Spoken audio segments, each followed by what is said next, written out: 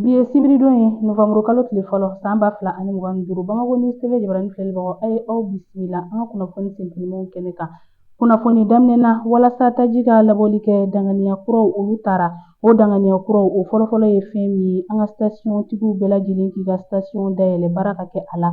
Taji bɛ o taji tɛ o station dayɛlɛlen ka to. O mana bɔ yen nɔ station tigiw olu k'u ka station kibaruyaw di waati bɛɛ lajɛlen na. Bɔgɔkɛ Awa u ka station kibaruyaw kalama k'u bɛ cogo min na u fɛ yen nɔ. O fana kɔfɛ taji feereli bidon na dan sigira o la. N'i ye bidon ye maa bolo ka taji ta fɛn minnu bɛ taa kɛ groupe la n'o ye mansimafɛn minnu ni olu bɛ wuli fo n'a y'a sɔrɔ la u bɛ taa taji kɛla olu de la. N'o tɛ bidon man ka ye maa si bolo k'i bɛ taji san ka taa mara i fɛ yen nɔ so ani yuruguyurugu siraw foyi kana ta tajiko la. Awa an ka jamana fan si ninnu ye i k'a dɔn Awa sariyaw ye minnu ni olu taara lajɛ laban ninnu senfɛ. Nin bɛɛ kun ye fɛn min ye a kun ye taji ka se ka jamana fan bɛɛ labɔ wa bɛɛ ka taji sɔrɔ nɔgɔya ani teliya la u mago bɛ hakɛ min na. Nin bɛɛ la Awa ni baara kɛra ka ɲɛ bɛɛ lajɛlen bɛ taji sɔrɔ wa jamana yɛrɛ bɛ lafiya tajiko gɛlɛya bɛ ban. Halisa an bɛ to ni Mali kunnafoniyaw ye. An ka Mali marayɔrɔ fɔlɔ n'o ye Kayi ye tɛmɛ bɛna kɛ ni couvre-feu ye fo ka taga se Novembre kalo tile 30 ma. O dantigɛliw kɛra Kayi marabolo ɲɛmaa fɛ ni o ye Général de brigade Musa Sumare ye. Ayiwa a ka nin danganiya min talen filɛ nin ye nin taara kabi juillet kalo tile fɔlɔ tɛmɛnen ka Awa Kayi bila lakana kɔnɔ kosɛbɛ kosɛbɛ.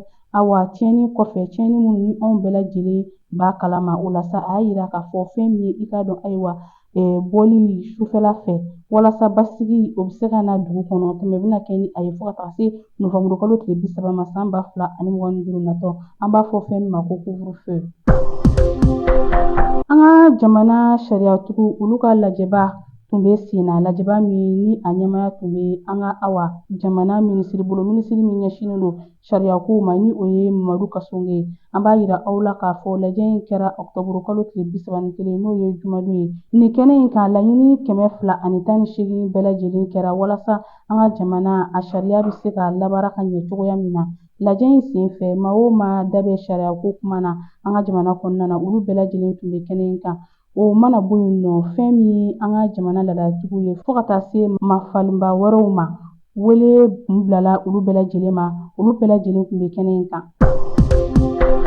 An ka jamana bulonba ɲɛmaa n'o ye Général Maliki Jawo ye a ka dantigɛli senfɛ a y'i da se Mali gɛlɛya ma. An bɛ gɛlɛya min kɔnɔ bi a y'a yira k'a fɔ an bɛ ka a bila yɔrɔ o yɔrɔ a ka jugu ni o bɛɛ lajɛlen ye. O tuma a bɛ kɛ wajibi ye an bɛɛ ma bɛɛ ka wuli k'i cɛsiri walasa an bɛ se ka bɔ nin gɛlɛya in kɔnɔna na cogoya min na. An bɛna an ka kibaruyaw kun cɛ ni kɔkan kunnafoniyaw ye Guinée Bissaukaw fɛ yen olu ka finitigilakaw y'a yira k'a fɔ k'u ye fanga dafiri dɔ kunbɛn ka kɛ ni o ko in ye u ka jamana ofisiye caman minɛna a ko in kun kɔrɔ. Kunun o juma n'o bɛnna Octobre kalo tile 31 ma san 2025 a yirala k'a fɔ Tanzanie jamana kan olu ka kalataw labanna balawu ma. Jamana ɲɛmaa kalata ani député kalata Awa o ko taara laban fɛn min na Ngara dabaw fanga la olu murutira kosɛbɛ jamana kɔnɔ. O tuma u ka dantigɛliw y'a yira k'a fɔ a bɛ maa 700 bɔɲɔgɔnko bɔ olu bɛɛ lajɛlen fagara wulikajɔ in la. Wulikajɔ minnu ni olu ye balawu wulikajɔw ye fo ka taa se tiɲɛni wɛrɛw ma minnu bɛɛ lajɛlen kɛ bɛ Tanzanie jamana kan. An bɛ aw dadɔnniya k'a fɔ Awa kalataw senfɛ kalata min n'o kɛra araba tɛmɛnen an kɔrɔ. Nin de bɛ dan sigi bi an ka kunnafoni sentellimaw la aw ni ce aw ka ɲɛmadali ani aw ka kulomajɔw la aw k'an bɛn don n'a nataw la.